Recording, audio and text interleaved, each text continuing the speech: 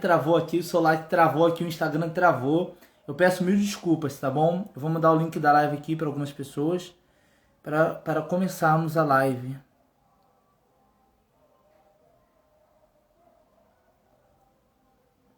Tá? Eu peço mil perdões por isso, pelo que aconteceu aqui.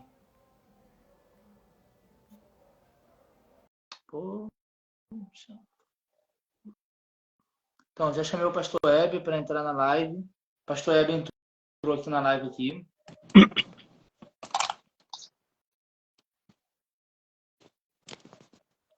Olá, pastor. Oi, Felipe, tudo bem? Está conseguindo me ver? Tô conseguindo, tava tentando entrar no computador e não deu certo. Aí eu tô fazendo no celular agora. Ah, sim, tudo bem. Tá. Eu não estou conseguindo te ver, mas no final do vídeo, creio que já vai estar tudo certinho lá. Eu Tá bom? tô te vendo, se você estiver me ouvindo, é o que importa. Sim, isso é verdade. O que importa é o conhecimento. É isso E o público aí. está ouvindo. Pastor Heber, é uma grande honra, né, como eu já falei, o senhor ter aceitado essa live, né, pela glória de Deus. O senhor que é um pequeno homem a serviço do nosso grande Deus, um homem que tem ajudado muito a teologia brasileira nos estudos, nos trabalhos teológicos, no pastoreio da igreja, né, um exemplo para as pessoas de um servo de Deus. O senhor me deu essa oportunidade, primeiramente agradecer a Deus, de fazermos essa live sobre a vida e a teologia do maior teólogo, da minha opinião, que já existiu, maior até que Agostinho de Hipona, maior teólogo e filósofo da América do Norte. E, pastor Heber, eu queria que o senhor se apresentasse ao público, falasse quem é você, falasse onde o senhor trabalha, sua área de estudo, o senhor mesmo se apresentar, porque não existe melhor pessoa para se apresentar do que o próprio convidado. Ok. Felipe, então, para quem não me conhece, eu sou o pastor Heber Carlos de Campos Júnior. Eu também exerço funções como professor, não é? Eu sou professor no Centro Presbiteriano de Pós-Graduação Andrew Jumper, que é uma escola que só oferece cursos de teologia de pós-graduação. E lá, né, ou aqui no Andrew Jumper, na verdade eu estou no meu escritório agora, no Andrew Jumper eu sou um professor primordialmente de teologia histórica. Então, a minha área em que eu mais atuo, a área que eu mais atuo na pós-graduação é no ensino de história do pensamento. E uma das funções coadjuvantes, por assim dizer, que eu ocupo aqui no Andrew Jumper é de coordenador do Centro Jonathan Edwards que a gente tem no Brasil. Então, existe uma iniciativa do Centro Jonathan Edwards ligado à Universidade de Yale, que foi um lugar onde Edwards estudou, né? Que começou a difundir centros ao redor do mundo para estimular pesquisas. E aí eles decidiram que a América Latina seria representada pelo Brasil e a escola escolhida foi o Andrew Jumper. Então eu fui colocado como o seu coordenador, não é? Então aqui no Jumper a gente oferece cursos de Jonathan Edwards. Na verdade eu estou no momento nesse último mês e pouco dando um curso sobre a teologia de Jonathan Edwards e a gente tem às vezes alunos que fazem pesquisa aqui sobre Edwards. Então o fato de eu ser um pastor, mas também um professor, me permite interagir tanto na esfera mais acadêmica quanto eclesiástica, né, com um personagem como esse, como Jonathan Edwards. Sem dúvida. Pastor, uma questão, uma pergunta que eu queria fazer depois é sobre o Centro Andrew Jumper, mas isso mais no privado, porque eu também Tá faço bom. seminário por um pastor que você já até fez live com ele, deve conhecer, que é o pastor Raul. Eu queria um pouquinho mais de detalhes, se o senhor puder. Tudo bem. Você gostaria, depois a gente fala sobre isso, é isso? Isso, por favor. Tá bom. Então vamos, pastor, começar a live, né? Problemas técnicos acabamos começando até um pouco tarde, né? Peço até desculpas para o público, para o pastor. Então, pastor, nossa primeira pergunta que era até mais clichê, se podemos dizer assim, quem foi Jonathan Edwards e em qual contexto Edwards está inserido? Ok, acho que essa pergunta ela é necessária para a gente deixar todo mundo mais ou menos nivelado, né, Felipe?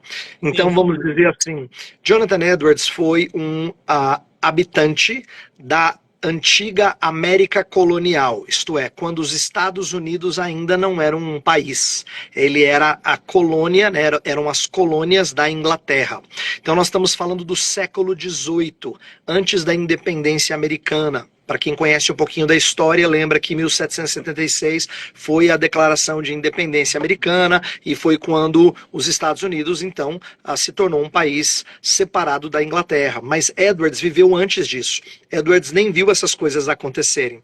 Ele nasceu em 1703 e faleceu em 1758. Ele não chegou a completar 55 anos, então ele morreu com 54 anos, né? E Edwards foi um pastor nesta região chamada Nova Inglaterra. Nova Inglaterra é a junção de algumas colônias lá no leste, no norte dos Estados Unidos, na região, na costa leste, né? E ele foi pastor, então, principalmente na cidade de Northampton. Então, Northampton fica nessa região da chamada Nova Inglaterra. Então, tem vários estados em Massachusetts, Connecticut, né? Assim, esses estados pequenos que formam a Nova Inglaterra. Então, o que é interessante a gente saber é que Edwards foi um pastor do século XVIII, que ele viveu numa época em que o mundo estava passando por grandes mudanças. Para quem gosta de história, essa é a época do Iluminismo. Então, o Iluminismo estava trazendo novas ideias e fervilhando o cenário intelectual, e Edwards é um moço brilhante. Então, já desde cedo, ele lê os filósofos, ama a filosofia e acaba lidando com algumas das implicações teológicas e filosóficas do pensamento contemporâneo. Então, Edwards é bem interessante para nós, eu diria, porque ele é alguém que vive no limiar entre o mundo mais antigo, Felipe, e o mundo moderno. Isto é, Edwards é herdeiro da tradição puritana, então ele está ligado ao mundo antigo, mas ele também já conhece os pensadores contemporâneos, então ele está ligado ao mundo moderno. Então Edwards tem essa mistura bem interessante. Ele lê e gosta de alguns escritores antigos, mas ele também lê e se apropria e às vezes critica os escritores contemporâneos do seu dia.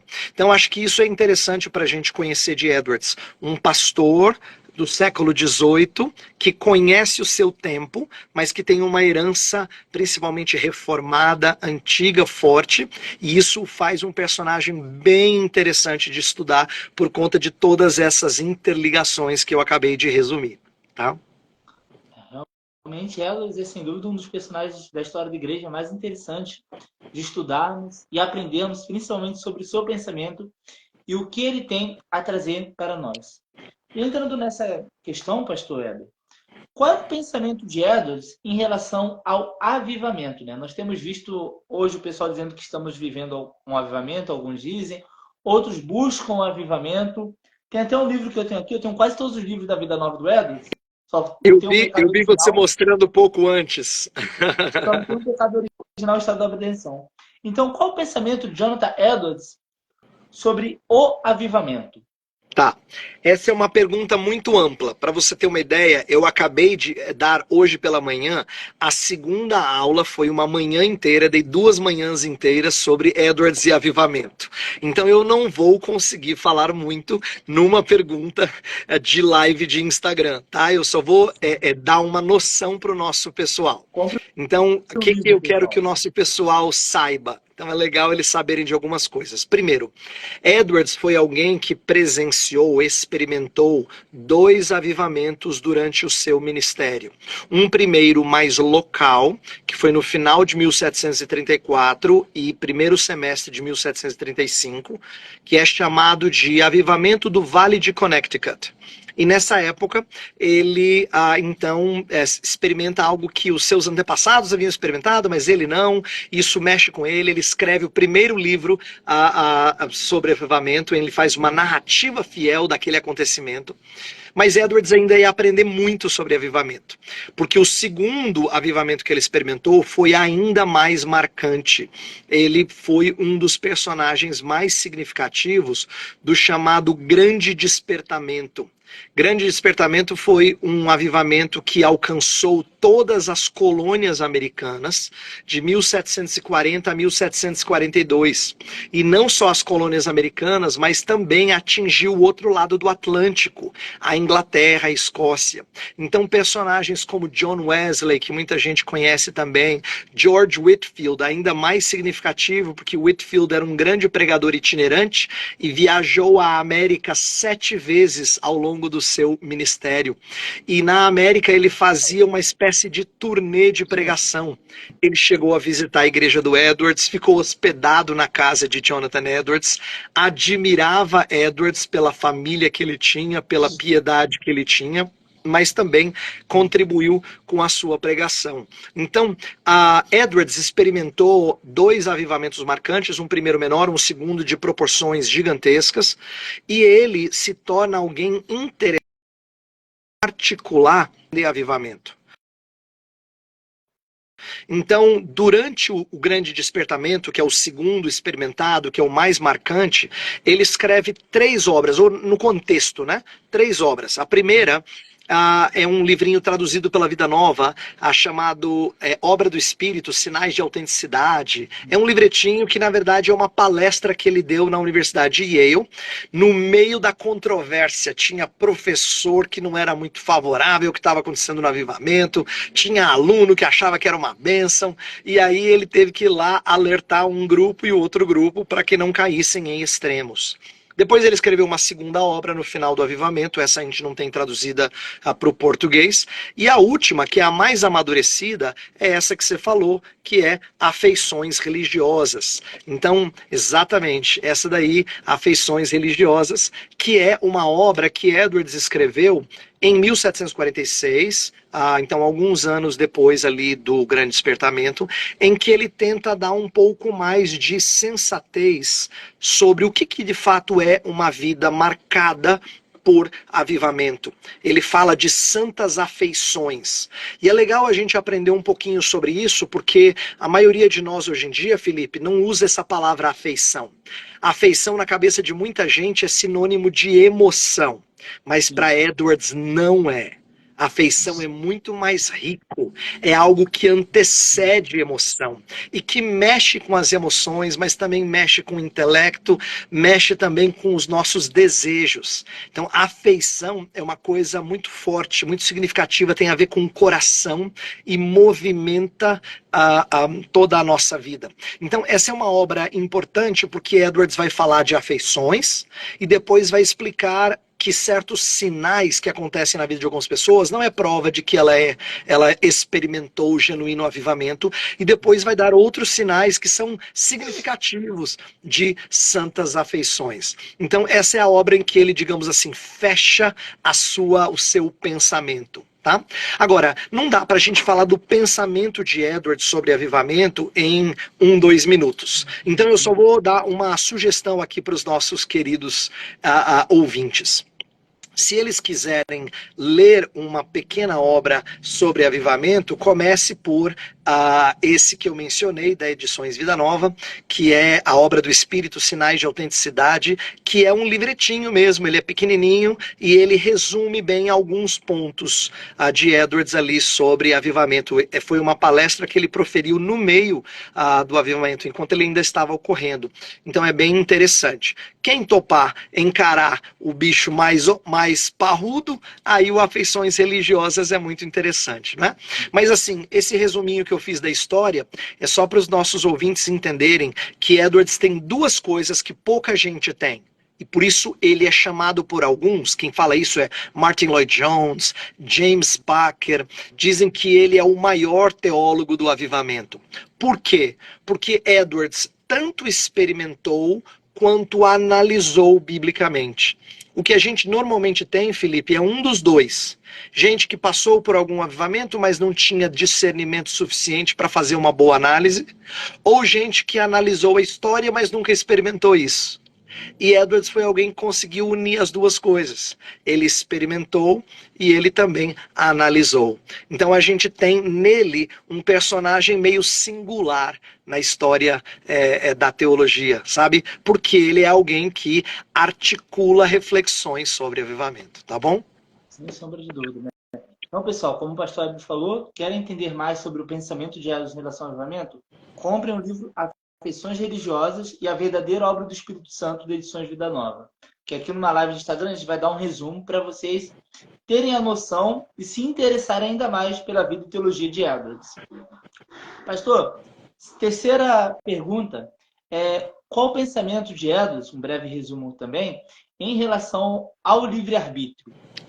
Tá, esse é um assunto que também demanda bastante tempo, então nossas respostas aqui vão ser parecidas com um tira-gosto, sabe, Felipe? Quando você vai assim vai ter uma refeição e alguém oferece uma coisinha antes do prato principal, né?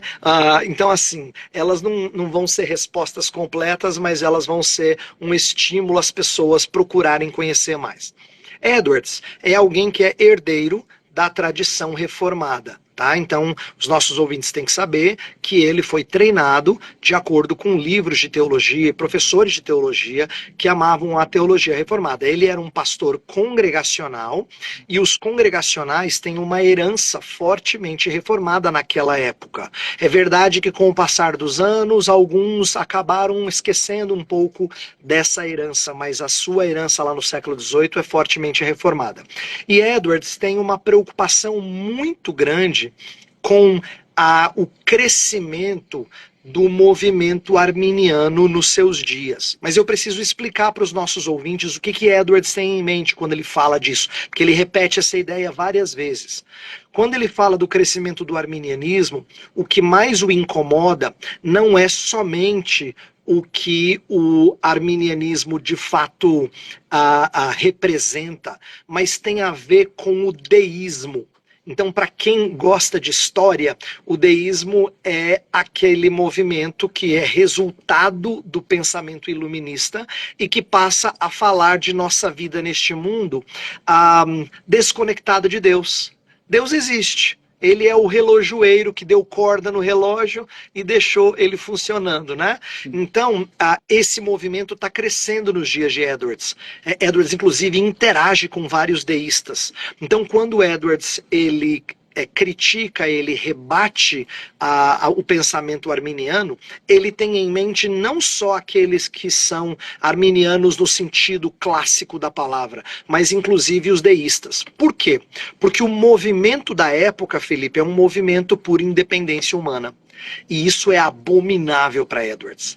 Edwards não quer que as pessoas tenham um senso de que elas são independentes. Então deixa eu explicar isso em termos de livre-arbítrio para as pessoas entenderem. E aqui a gente vai dar de novo só um gostinho, né? Edwards acha que o pensamento de alguns ditos arminianos, de que a vontade ela escolhe exatamente o que ela quer, independente de qualquer motivação, ela é, digamos assim, moralmente neutra. Ele acha que isso é inconcebível, isso é impossível. Seria mais ou menos assim, a vontade humana ela não pode ser uma mola que está num ponto neutro e que pode tanto ir para um lado quanto o outro, moralmente falando e espiritualmente falando. Isso é impossível. A Escritura fala várias vezes que nós somos servos ou escravos, seja de Satanás, seja de Jesus Cristo. A gente sempre está atrelado a algum Senhor e a algum amor. Então, Edwards vai dizer que a vontade ela é sempre inclinada àquilo que a pessoa ama, aquilo que ela prefere. Sempre de acordo com o seu desejo. Então, se ela ama alguma coisa, se ela prefere aquilo, ela vai escolher aquilo. Então, ele vai dizer que a vontade, ela segue os ditames ou as inclinações dos seus amores. Então, vamos dar um exemplo bem simples. Digamos que a pessoa fale assim, eu amo comer comida gordurosa, mas meu médico falou que eu tenho que fazer regime. Então, vai ter um determinado momento, Felipe, que ele vai dizer assim: puxa vida, não posso pisar na bola aqui. Então, ele gosta do resolvido, resolve fazer o regime naquele dia. O que ele está mostrando? Que embora ele goste de comer comida gordurosa, ele resolve ir para o lado do regime, a escolha dele é o regime, porque ser saudável e cuidar da saúde é um amor mais forte do que comer de maneira irresponsável. Então, o que o Edward está querendo dizer é que não é verdade que quem escolheu o regime foi contra a sua vontade. Não, é que naquele momento o regime foi a decisão resultante do amor mais forte. Ele fala: ser saudável hoje é mais importante do que eu comer de maneira irresponsável. Então, esse é um exemplo. Agora, isso oscila. Num outro momento, digamos que essa mesma pessoa esteja viajando. Aí ele fala: tô de férias. Aqui eu vou comer à vontade. Né? O que está acontecendo agora? Ele entende que não ter preocupações é mais importante do que ter uma vida regrada o tempo todo.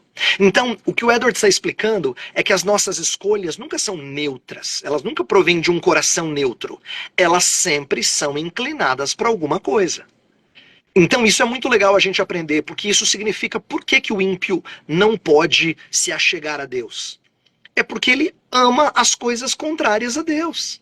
E ele sempre vai de acordo com a inclinação do seu coração. Né? Então, isso é Edwards falando do motivo mais forte. A gente sempre é inclinado, levado pelo motivo mais forte. Então, terminando a minha resposta, é assim, ó. A vontade sempre vai de acordo com o que parece mais atraente naquele momento. Então, quando um pecador escolhe o pecado, ele não escolhe o pecado porque, eu não queria, mas eu fui lá e pequei. Ele escolhe o pecado porque naquele momento o pecado foi atraente para ele. E acabou fazendo promessas a ele que ele acreditou mais do que andar em retidão.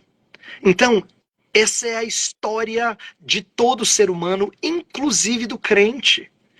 O crente, então, não peca contra a sua vontade, ele peca querendo, porque naquele momento esse foi o motivo mais forte. E em momentos em que a sua santidade é preservada, ele se mantém apegado ao Senhor. E ele escolhe as coisas do Senhor. Por quê? Porque é o que está fervilhando e mais forte no seu coração. Então a gente sempre escolhe de acordo com a inclinação preponderante. É isso que Edwards ensina sobre o nosso arbítrio. Então, o nosso arbítrio é livre para a gente escolher o que a gente quer, mas ele não é livre de querer. Ele sempre quer coisas e ele escolhe de acordo com o que ele quer. Entendeu? Então, assim, tem um aspecto bem legal desse ensino de Edwards que a gente precisa aprender e que aqui é um gostinho para estimular as pessoas a conhecerem mais essa rica doutrina, tá? Pessoal, temos esse livro aqui também, publicado pela edição Vida Nova, A Liberdade da Vontade, que vai tratar um pouco disso que o pastor Heber falou aí, entendeu? Então, querem entender mais o pensamento de Edwards? Comprem esse livro, A Liberdade da Vontade. Pastor, próxima pergunta. O que vem ser a obra de Jonathan Edwards? Uma história da obra da redenção, né? E, digamos assim, iria ser a magnus opus do Edwards. Então, para o nosso pessoal entender melhor o que você acabou de comentar, Felipe, é assim, ó. Edwards tinha um sonho de escrever uma grande obra que fizesse um panorama da Bíblia em termos históricos e que isso fosse ensinar teologia através de uma narrativa. E esse sonho dele ele nunca cumpriu porque ele faleceu antes de continuar nessa escrita, não é? Então, para quem não conhece a história de Edwards, Edwards aceita ser presidente, como é chamado nos Estados Unidos, de uma faculdade que viria a ser a Universidade de Princeton, e ele vai para lá e ele acaba morrendo no começo do seu trabalho e ele não termina essa grande obra. Mas essa grande obra era algo que ele sonhava há bastante tempo, porque em 1739 ele fez uma série de 30 mensagens sobre a história da obra da redenção. Então, é só para as pessoas entenderem o contexto dessa obra, né? Entre o primeiro avivamento que Edwards experimentou, aquele local que eu falei, e o avivamento maior, Edwards está interessado em ver novos avanços da obra do Reino de Deus. Então ele conta a história da obra da redenção, mas ele anseia ver que Deus continue essa obra. Então ele conta desde Adão, prosseguindo por toda a Escritura, mas ele quer que as pessoas conheçam melhor. Então ele faz essa série de mensagens e ele tem cadernos e anotações das suas chamadas miscelâneas, que são momentos de reflexão dele que ele anota insights, e ele quer expandir isso para tornar uma grande obra na providência de Deus. Isso não aconteceu, mas posteriormente à sua morte, alguém publicou a série de sermões, e é isso que a Vida Nova lançou. Eu tenho aqui para mostrar para o nosso povo, tá? Então, essa obra aqui, ó, uma história da obra da redenção. Então, foi publicado foi posterior à vida de Edwards, porque foi uma série de mensagens que marcou o ministério dele, já que ele estava tentando dar um panorama da história bíblica e levando as pessoas a aguardar novos avanços da obra do reino. Essa que é a questão. Inclusive, é nessa obra, Felipe, que ele cita uma das definições mais simples, mas mais repetidas de Edwards para se referir a avivamento. Ele fala que avivamentos são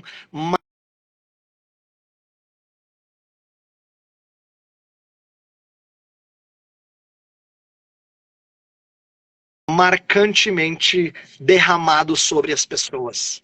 Então é interessante isso porque ele menciona que ao longo da história houve esses derramamentos do Espírito em grande porção, né, essas efusões. Então, História da Obra da Redenção é uma obra que não foi intencionada por Edwards para sair do jeito que saiu. Ela foi publicada posteriormente pelos seus sucessores, porque ele não imaginava que essa série de mensagens ia virar uma obra. Ele queria que ela se tornasse uma outra obra que ele não escreveu, não é? Mas isso aí fica para o nosso povo conhecer um pouquinho dos grandes projetos de Edward. Pastor, o pessoal só pediu para você repetir a frase do Edwards, porque travou na hora Tá bom. Edwards falava que avivamentos são efusões marcantes do Espírito em momentos especiais de misericórdia. Então, efusões são derramamentos abundantes, né?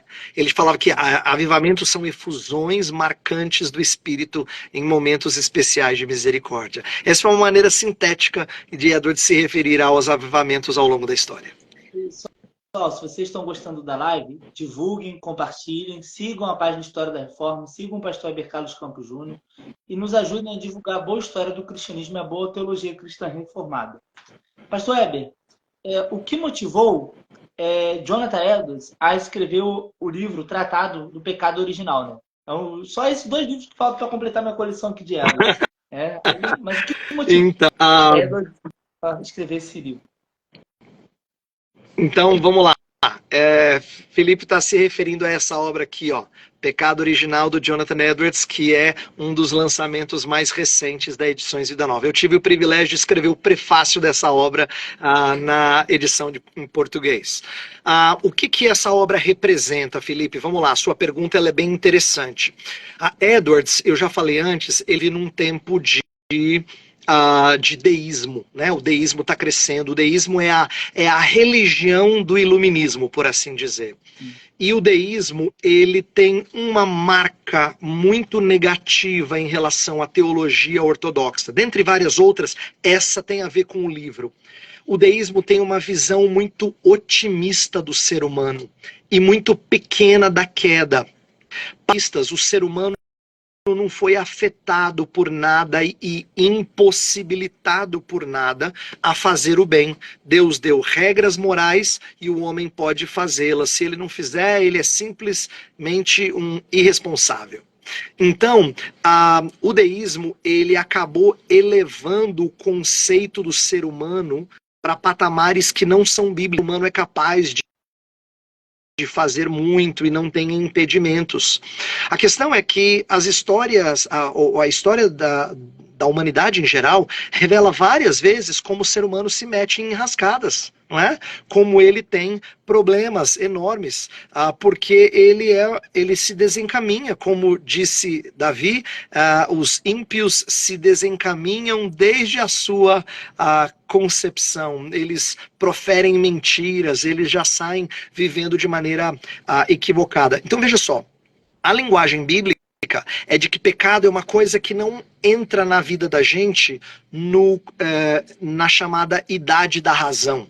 Alguns que estão nos ouvindo aqui talvez tenham a impressão, foram ensinados que até uma determinada idade a criança é inocente e que depois é que ela passa a pecar. Mas a Bíblia não diz isso. Quando Davi confessa o seu pecado com Batseba, ele fala, eu nasci na iniquidade, e em pecado me concebeu minha mãe. Quando Paulo fala do pecado de Adão, ele diz que o pecado de Adão passou a todos os homens, e por isso que os homens morrem. Quer dizer, se morte é o salário do pecado, e até bebê morre, por que ele morre? É porque pecado também os atinge. Todos nós somos atingidos pelo pecado de Adão, e essa é a chamada doutrina do pecado original. Então, o que motivou a Edwards a escrever é porque essa doutrina estava caindo em descrédito em alguns meios teológicos.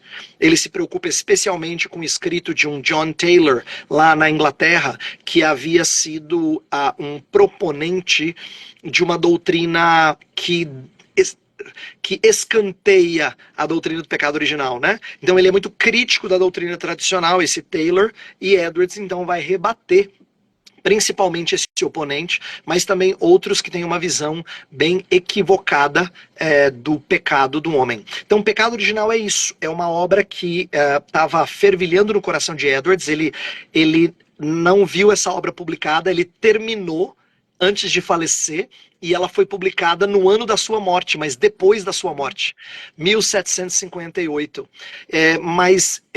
Tem muita coisa interessante nessa obra, mostrando que ele está tentando resgatar uma doutrina que estava sendo solapada, sendo atacada por muitos pensadores contemporâneos. Então é o crescimento desse deísmo, dessa mentalidade que tem uma visão muito pequena da queda, isso estava afetando o entendimento de pecado original, e Edwards então quer resgatar isso, tá? Bom, muito interessante. Infelizmente, pessoal, não tem um livro aqui para mostrar, mas o pastor Heber tem. Pastor, se puder mostrar mais uma vez o livro. Sim, claro. Pecado original, esse aqui, ó. Bom, se Deus quiser, ainda esse ano eu comprei essa História da Obra da Redenção. Para completar minha coleção. Pastor, qual é a posição da escatologia de Jonathan Edwards? Ok. Edwards tem uma posição escatológica pós-milenista. O que isso significa? Edwards entendia que o reino de Deus iria avançar de maneira a alcançar o mundo e tornar o mundo mais e mais sujeito a Cristo Jesus. Então, ao invés do pensamento de muitos evangélicos hoje, inclusive, de que o mundo só vai de mal a pior, Edwards achava que o mundo iria sofrer grandes modificações do Senhor Jesus através desses derramamentos do Espírito. Então, tem um livrinho que já foi publicado em português, mas infelizmente ele está descontinuado. Quem achar é interessante dar uma lida, que chama-se A Busca do Avivamento, que foi publicado pela Cultura Cristã, que é um pequeno tratado em que Edwards conclama as pessoas a orarem por avivamento. Por que que Edwards faz esse clamor? Não é só porque ele quer ver a igreja avivada. É claro que ele quer, mas por que que ele quer? É porque novos derramamentos de avivamento, para Edwards, significa que o reino está avançando e o milênio está se aproximando. Então ele esperava esse milênio ser estabelecido com um grande número de pessoas sendo convertidas ao Evangelho por causa dos derramamentos do Espírito, por causa dos avivamentos. Então, essa é uma relação interessante para as pessoas saberem que eu queria deixar uma orientação, Felipe, que é o seguinte: para quem conhece teologia, ouvir que Edwards era um pós-milenista, para a grande maioria dos nossos ouvintes, pelo menos, não para todos, mas para a grande maioria, é assim, puxa, que pena, né? Alguma coisa do tipo assim, porque foi treinado a pensar diferente. Eu não estou aqui fazendo nenhum tipo de crítica ou de endosso do Edwards. O que eu queria que a gente aprendesse, independente da posição escatológica, é que Edwards tem um anseio muito interessante. Ele quer ver o reino de Deus crescer. E para ele, os gatilhos de avanço do reino são os avivamentos. É através desses avivamentos que Deus vai trazer o reino na sua beleza para este mundo, tá? Então, eu quero estimular as pessoas a entenderem que, antes do que só se interessarem pela posição escatológica de Edwards, é compreender que Edwards é alguém que anseia ver o reino de Deus ocupando e permeando este mundo, assim como as águas cobrem o mar. Tá? Ótima posição e colocação, pastor. Pastor Heber, faltando 3 perguntas para terminar. Qual é a contribuição de Jonathan Edwards para a filosofia moderna? Para a filosofia moderna, essa é uma parte interessante de nós ponderarmos, porque Edwards foi alguém que interagiu com filósofos, mas não para alimentar a filosofia. Edwards não é estudado como filósofo no meio norte-americano, embora todo mundo que conhece um pouco da história americana sabe que ele foi um grande pensador da América colonial, do período antes da independência americana, né? Que ele interagiu com filósofos, ele era um apreciador de John Locke, ele conhecia George Berkeley, Nicolas Malebranche, ele conhecia os autores dos seus dias, ele era um estudioso da física de Isaac Newton, então assim, ele era um cara que conhecia as cabeças do seu tempo, né? No entanto, Edwards ele não quer contribuir para a filosofia pura. Edwards é alguém que usa algumas ferramentas da filosofia para o seu pensar teológico. Se a gente pudesse falar de uma contribuição aparentemente filosófica, é quando Edwards escreve A Natureza da Verdadeira Virtude. Essa é uma obra pouco conhecida do público brasileiro, Felipe, porque essa obra ela nunca foi publicada separadamente. Tem um trecho dela na antologia que você mostrou antes da live começar. Tá? Então a antologia tem um recorte da natureza da verdadeira virtude. O que é essa obra, em poucas palavras? E talvez essa seja uma contribuição de Edwards para o campo filosófico, vamos dizer assim. Essa não é uma obra de discurso bíblico. Ela não tem uma citação bíblica em todo o livro, porque não é uma obra escrita para pastores, para teólogos. Ela é uma obra escrita para confrontar novas tendências da ética contemporânea. Então é Edwards fazendo filosofia mais na área ética, tá? Não necessariamente outras áreas da filosofia, mas a questão da ética. E Edwards vai argumentar sobre como não é possível você ter virtude desconectada de Deus. Ele vai fazer um argumento filosófico para mostrar como não é possível você manifestar a verdadeira virtude dissociado da verdade de Deus. Então é interessante, porque o título é A Natureza da Verdadeira Virtude. E Edwards vai fazer um argumento filosófico para mostrar que a verdadeira virtude está conectada com o nosso Deus. Só que ele não está citando passagem bíblica, ele está fazendo argumentação filosófica. Então talvez esse seja um tratado legal para quem gosta de filosofia, explorar um pouco mais, porque Edwards está confrontando os eticistas dos seus dias. Tá? Então, nesse sentido, é um momento raro em que Edwards resolve escrever para outro público que não o público de igreja. Tá bom. Isso é muito interessante. Pastor Heber, só uma pergunta. Essa obra vai sair pela Edições Vida Nova? O senhor sabe dizer? Não, Pode dar um não spoiler tenho ou não? informação, eu acho que não.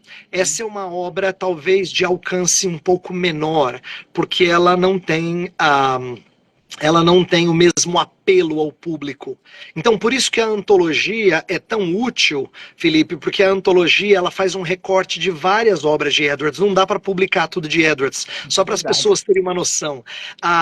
Em inglês, saíram 26 volumes de cerca de 500 páginas das obras de Edwards impressas, só que digitalmente tem cerca de 73 volumes. No site da Universidade de Yale tem 73 volumes das obras de Edwards, entre sermões, são mais de 1.200 sermões que sobreviveram, tem tratados que ele escreveu, tem os cadernos de anotação dele, tem um monte de coisa, e tudo isso foi colocado num site para uso do público. Então, aqui vale uma notinha para quem quer estudar Edwards. Você precisa investigar esse site. Então, eu vou falar aqui e você que gosta vai anotar aí, tá? Então, coloca assim, Edwards, né, o sobrenome dele, .yale, que é Y-A-L-E, .edu. Edwards.yale.edu. Esse é o site do Centro Jonathan Edwards da Universidade de Yale, e lá tem as obras completas de Edwards na edição crítica de Yale. Então, assim, é muita coisa, Felipe, é muita coisa. Estudar Edwards é uma tarefa difícil porque ele é alguém que produziu de maneira impressionante. Então, em Edwards, eu costumo dizer assim, a gente nunca é especialista, a gente sabe um pouquinho. Tem pouca gente que realmente é especialista em Edwards. Outros de nós, os mortais como nós, a gente sabe um pouquinho só. Porque tem muita coisa para estudar, muita coisa para ler. Tá bom? Então, fica essa dica só para dizer que tem obras que talvez não alcançarão o público brasileiro. E não tem problema, porque eu acho que Edições Vida Nova já fez um trabalho fantástico. Editora Fiel antes disso, né? A PES com aquela biografia do Ian Murray que você mostrou antes da live, né? Também a Cultura Cristã com algumas obras do Edwards, pequenas, mas foram importantes. Até a CPAD publicou sermões de Edwards. Então, assim, tem várias editoras que já fizeram, tá? Recentemente, Pão Diário fez 3 volumes de sermões de Edwards. Então, tem muita coisa. Eu tenho uma parte da minha estante ali, que tem parte da estante é só obras de Edwards, tem muita coisa. Então, é só para estimular o nosso público a entender que tem coisas que vão atingir o público brasileiro, porque eles têm um alcance maior, e tem coisa que é para quem é estudioso. E para quem é estudioso, a gente vai ter que aprender a ler Edwards na língua original. Porque aí você vai alcançar a literatura que não está disponível para todo mundo, mas está para quem quer mergulhar nele. Tá? Tem um amigo meu que fala, ele é editor-chefe do João Calvino Publicações, não sei se você conhece o Franklin Bruno, mas Sim. ele fala que inglês é o novo latim. Novo latim, sem dúvida zero. É isso mesmo. Para aqueles que não sabem nem inglês, entre lá no site que o pastor Heber colocou aí, falou com vocês, conosco, e traduzam pelo Google todo o site. Fica mais fácil. Eu faço isso e tenho aprendido bastante. Legal. Pastor, agora as 2 últimas perguntas como se deu a redescoberta de Jonathan Edwards no século XX? E a última quais são as principais contribuições de Edwards para a igreja brasileira do nosso tempo? Tá. Então eu vou respondê-las juntas para as pessoas saírem daqui estimulados a conhecer mais Edwards, tá? Então a primeira resposta tem que ser como é que Edwards foi redescoberto no século XX. Edwards por um tempo ficou meio escondido por razões assim que são muito complexas para eu explicar agora. Não vai valer a pena a gente mergulhar nisso na live, mas o que eu quero dizer é que no meio acadêmico alguns começaram a estudar Edwards, e principalmente os discípulos de um homem chamado Perry Miller. Ele foi um professor na Universidade de Harvard, e Perry Miller, então, ele resgata o interesse por Jonathan Edwards e o estudo de teólogos da época da América colonial, e depois de Perry Miller, vários outros estudiosos passaram a mergulhar em Edwards. Tanto é que Perry Miller foi o cara que começou a edição crítica das obras de Edwards, essa coleção de Yale que eu mencionei anteriormente, né, que foi publicada em papel primeiro, depois foi disponibilizada toda no site que eu passei há pouco. Então, essa foi a descoberta no mundo acadêmico, mas eu acho que para nossos ouvintes é legal a gente falar da descoberta no meio eclesiástico, né? Isso se deve a personagens como John Piper, por exemplo. Piper é um pregador de renome impressionante, e Edwards é o herói, né? Humano, vamos dizer assim, do Piper, né? Ele ama Edwards, e de fato ele se apropriou de muitos insights de Edwards. Então o John Piper acabou popularizando bastante Edwards, e ele não é um único, ele só foi um dos nomes mais famosos, mas você mencionou aí o Sproul. O professor do Sproul, na verdade, conhecia muito Edwards, que era o John Gershner. Só que o John Gershner não é conhecido do público brasileiro, há pouca coisa dele em português. John Gershner escreveu 3 volumes grossos assim sobre a teologia de Jonathan Edwards. Então o Sproul acabou aprendendo com o professor dele acerca de Edwards, né? Então assim, alguns autores no meio teológico popularizaram Edwards. E John Piper é o nome mais famoso, mas a gente, né, quem gosta de ler Packer já escreveu sobre Edwards. Quem gosta de Lloyd Jones também tinha Edwards como seu teólogo favorito. Então, assim, tem muita gente que tem apreço por Edwards e acabou dando uma grande reputação a ele, um interesse a ele. E com isso também surgiram as obras sendo publicadas de novo. Então a gente já falou sobre isso, agora a gente está vendo isso em português. Nós fazemos parte de uma época em que um monte de obras tem saído em português que antes não tinha, né? Há 10 anos atrás, quem quisesse estudar Edwards não tinha nada do que a gente tem agora. A gente tem várias obras. Então é muito importante a gente entender esse momento como uma espécie de redescoberta e ser estimulado a conhecer um pouco. Então, para fechar, eu quero responder a última pergunta que você colocou: quais as principais contribuições de Edwards para a igreja brasileira?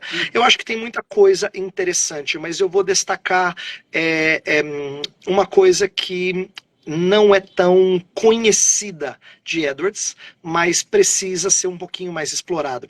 Edwards foi muito inovador, Felipe, na maneira como ele trouxe linguagem estética para dentro da teologia.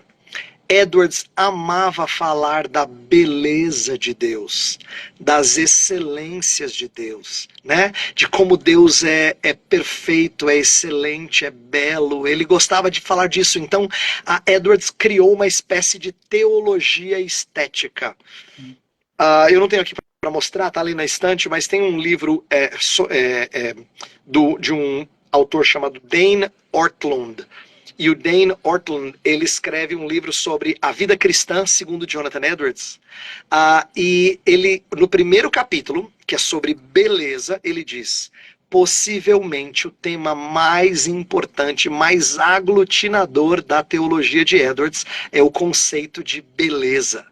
Edwards, surpreendentemente, fala muito de beleza, o que é uma coisa que a gente não destaca muito, não é? A gente não usa muito essa linguagem, mas Edwards fala bastante da beleza de Deus, da sua santidade, da sua pureza, das excelências de Deus, do seu esplendor, da sua glória, e essa é uma das contribuições marcantes de Edwards. Então você lê Edwards falando dessas maravilhas de Deus, você acaba sendo contagiado no bom sentido e passar a amar mais o Senhor e as maravilhas do Senhor, né? Então eu acho que essa é uma das contribuições de Edwards que ainda está para ser descoberta por muita gente, tá?